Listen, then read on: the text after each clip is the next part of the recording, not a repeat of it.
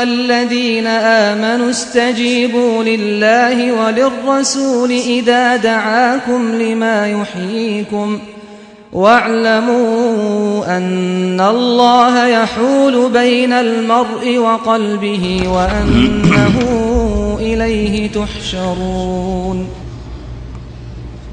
আযান ইকামতের বিষয়টি আযান ইকামত নামাজের ভিতরের বিষয় না, নামাজের বাইরের বিষয়। সুতরাং কিন্তু এই ফিকার কিতাবে দেখেন বলছেন আল আযানু সুন্নাতুন লিস-সালাওয়াতিল খামসে ওয়াল জুমআতি দুনা মা সিওয়াহা। প্রথম কথা, আযানকে সুন্নত করে হালকা করে দিয়েছে, অথচ আযান ফরজ।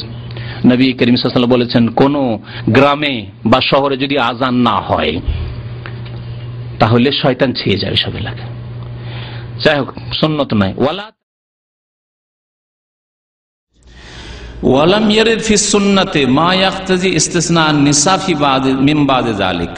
এমন কোন হাদিস নেই সুন্নতে, এমন কোন সুন্নত অর্থাৎ হাদিস নেই যাতে নারীদেরকে এর ব্যতিক্রম বলা যেতে পারে মিন বাদ যালিক, কিছু কিছু মাসলা মাসাইল, এমন কোন মাসাইল নেই।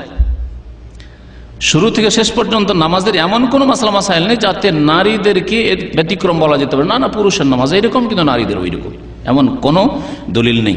বাল ইন্না উমুমা কাউলিহি সাল্লাল্লাহু আলাইহি ওয়াসাল্লাম, বরং নবী সাল্লাল্লাহু আলাইহি ওয়াসাল্লামের যে এই বাণী তার ব্যাপকতা প্রমাণ করে। সাল্লু কামা রাআইতুমুনি উসাল্লি, আমাকে যেভাবে নামাজ পড়তে দেখলে সেইভাবে নামাজ পড়ো।